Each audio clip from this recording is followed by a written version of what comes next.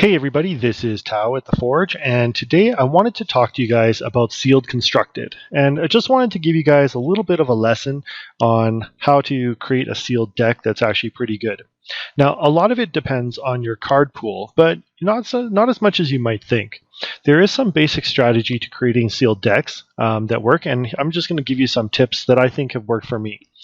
So if you have watched my videos, you'll see that a few days ago I had recommended picking up for 12,000 gold a sealed mastery or sealed entry draft token.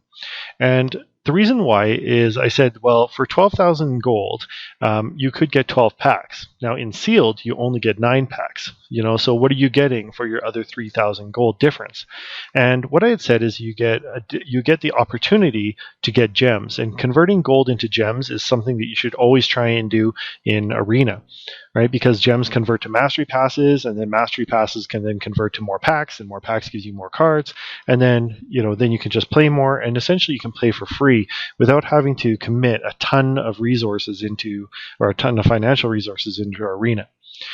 So here's the thing. I'm going to show you my pool that I went into, and I admit I got a little bit lucky, but as you can see, I have 2 losses so far, but I'm at 5 wins.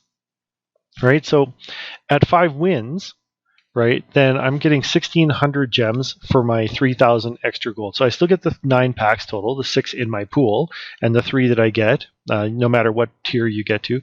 But for the 3,000 extra gold, I'm going to get 1,600 gems. Now, at the 5-to-1 ratio, that would be about 8,000 gold to pick up 1,600 gems in various conversions. Okay, so that's actually pretty huge. That's a lot of gems, right, for 3,000 gold. And I did get a little bit lucky with my pool, but not terribly. And so, anyways, I'm going to go through some basic deck construction so that you guys can also maybe have some success in sealed as well. All right. Now, keep in mind that the advice I'm about to offer is just for a suggestion. It depends on your card pool and the strategy that you decide to go with. But there are some things that that are actually pretty clear. All right, like that you should not do. Okay, like for instance, let's take a look at the basic layout of a sealed deck. Okay, so the basic layout is that you have 40 cards in your deck, and in general, you should have about 16 creatures, 16 lands, and about 8 other cards. Right, now this is going to be kind of tough because when you go in, there's going to be a ton of cool stuff that you want to play with, but you got to really see, like, first of all, you need creatures in order to create a threat on the board. A lot of times people have like just all removal and no real threats, and then what happens is like your opponent just gets to a point where they can start blocking your removal, or they just have more creatures, and you're just going to run out of removal, right? So you have to have threats on the board, right? So that's why you need your creatures.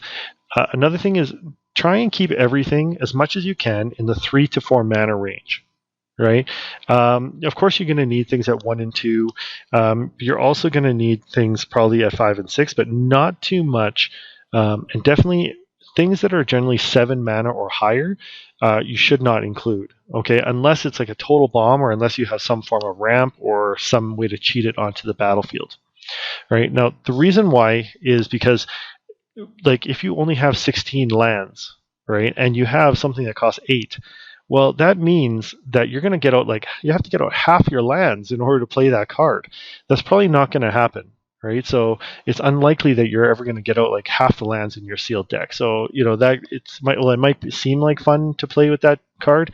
It's probably just a pipe dream. Okay, so anyways, let's take a look at what I had.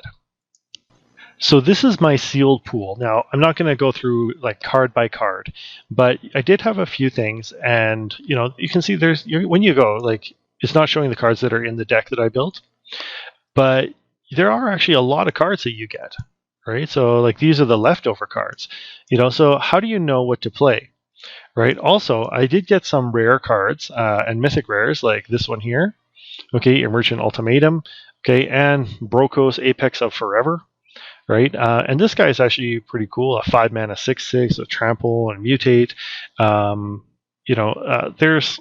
There's tons of like other things that there's tons of value in this, I guess.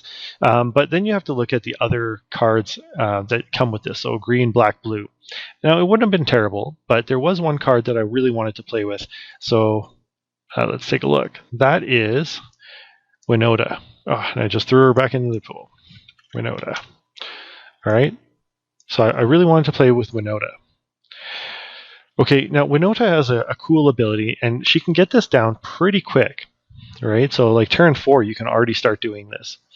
Right, so whenever a non-human creature you control attacks, look at the top 6 cards of your library. You can put a human creature card from among them into the battlefield. So what this means is you want to play creatures early on, if you can, then put Winota down and attack with those creatures, and then you can start fishing humans out of your deck. Right, in order to do that, okay, I had to go white and red. Okay, so I had to go with the Boros colors.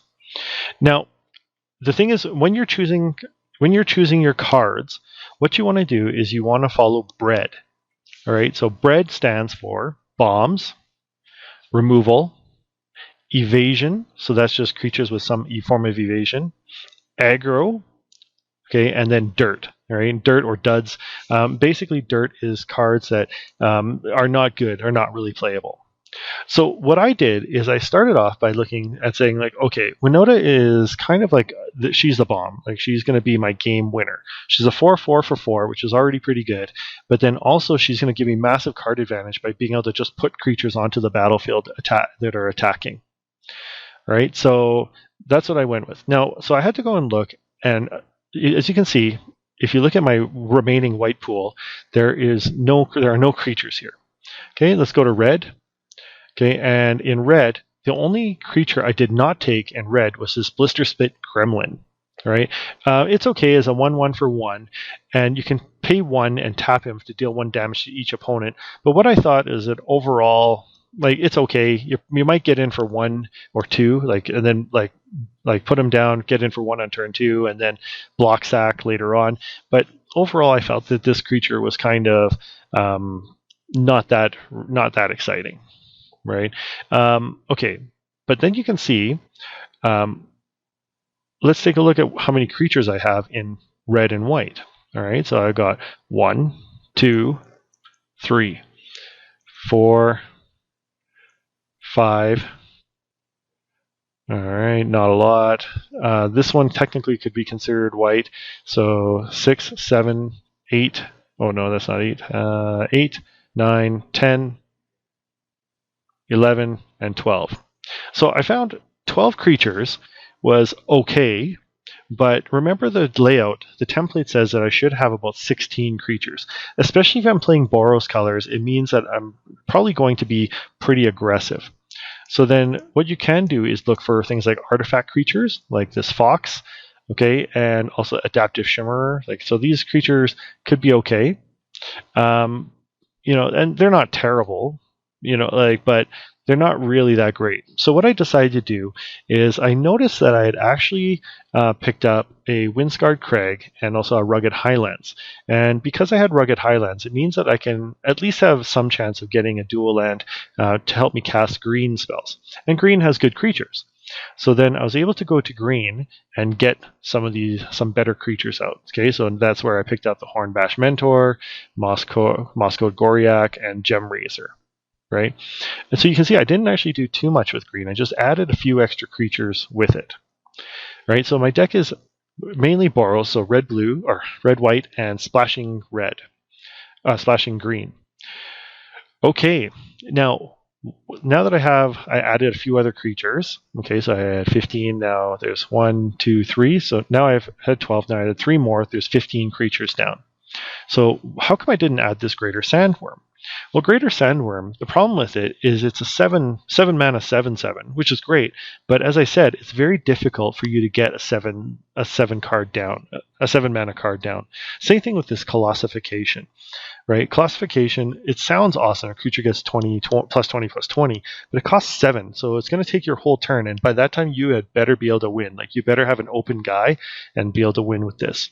This would potentially be maybe a game winner, where you could have a 1/1 and a person just tapped out to deal a ton of damage, thinking you only had a 1/1 left, and then you just cast this out of nowhere, But that's very specific, and by the 7th turn, even if you got to land every turn, it's unlikely that that's going to happen, right? So in any case, you can see the next thing, I've got my basically my creatures. Okay, what I chose is I chose the bombs, and my game winner is going to be Winota, and then after that is going to be creatures like Gemrazor, Patagia Tiger, um, basically pumping things, and also this Ferocious Tigerilla. This Ferocious Tigerilla is actually really good in sealed, right? And the reason why is because you can give it either Trample or Menace, right? You don't want to give it Trample. Always give it Menace, right? Like, because, well, I'm not pumping it. I guess if I took that Colossification, I would give it Trample, right? But what I wanted to make it is that I can make it so that this guy just can't be blocked all the time. It's very difficult to block him, because he's a 4/4, because he's a 4/3. All right. So then, what else did I do? Now remember, there's my bombs. The next thing is removal. Okay, so removal is things that are going to stop your opponent's bombs. So here I have, for instance, Swallow Whole. All right, so just you can exile a target tapped creature. Right now, you have to do this at sorcery speed, which kind of sucks, but it is a good way just to exile a creature for 1 mana, and also you can tap one of your own creatures, to get rid of it, and give them a +1/+1 counter. Right, Divine Arrow, 4 damage to target attacking or blocking creature. It's an instant. Pacifism is a classic one, just a targeted creature can't attack or block. Right. This one, target creature you control fights target creature you don't control. That's also a form of removal. Right, so you can set up a combat that you might not be the best that your opponent would go for. Raking Claws is not removal. Okay, but Flame Spill deals 4 damage to target creature, and then excess damage is dealt to the controller. Now, this could actually be like a finisher as well. So, like if your opponent has like 1 life, and they've got like a 4/1 or something like that, you can kill the 4/1, and then the remaining damage would just go on to them, right? And you can do this instant speed, which is really nice as well. All right, and then let's see, Blade Banish, just exile a target creature with power 4 or greater, and that's pretty much it. Right, so you can see like all the rest of my cards are pretty much going to be removal. Now, getting back to it, there's one that I didn't really talk about. It's this Raking Claws. Now, Raking Claws is target creature gains double strike until end of turn. And the reason why I like this is because it is a form of removal in that you can potentially set up an unfavorable block from your opponent. So you go in and attack. Your opponent thinks that, like you got a 4/1 and they just block it with like a 4/4 or a 5/4 or something, and you give it a double strike, right? And then that way you can make a trade for a bigger creature. Or what I've used this for more often is just actually when they let it through, you have one of your 4/4s, and you can use this at instant speed, especially towards the end of the game, and double strike them and give them 8, right? So this is actually like a really good finisher, right? Overall, like there's nothing that's going to one-shot your opponent here, but everything here is pretty much like a good way to just wear your opponent down, especially fairly quickly. One of the games I lost is because I didn't draw any green mana at all, and I had all green creatures in my hand. So overall, like I'd say that was just kind of a fluke of Arena, but like it's been pretty good. So there's my bombs and my removal. Now, do I have evasive creatures? Well, yes, I do, in that I have this Ferocious Tigerilla. So this one and Patagia Tiger, because I was flying.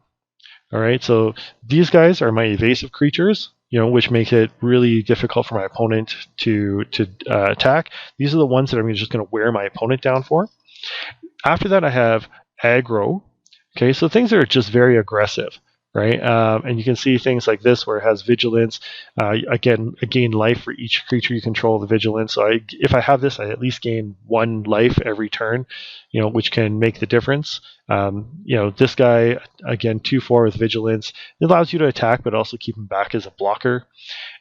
This guy here, a 3/3 for 3. You get to put a trample counter on a non-human creature, but then you can also add counters to creatures with trample. Right, and you can see like overall, they're all my creatures. Like I tried to choose ones with good synergy or with cycling.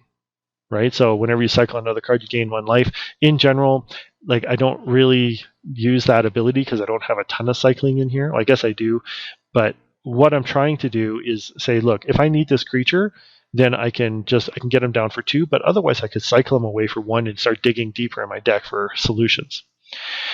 But anyways, that's how I built the deck. And so if you remember the basic structure, right, and then you remember bread, right, then you should be able to put together a decent sealed constructed deck and come up with some good wins, right? So in that way, you can hopefully get up to at least the 2 wins section, right, and break even, right? But then, or potentially get into 3 wins where you're actually starting to get some real value. Hopefully, I'll be able to go all the way to 7, and then get 2,200 gems, but I'd be happy even if I just lost my next match, and just get out with 1,600 gems. I'm actually, I feel like I've gotten a good deal with it. So anyways, if you have any advice for other people, please put it into the comments. I'd really like to hear your advice or what you think. That's it for now. Thanks for watching, and I'll see you next video.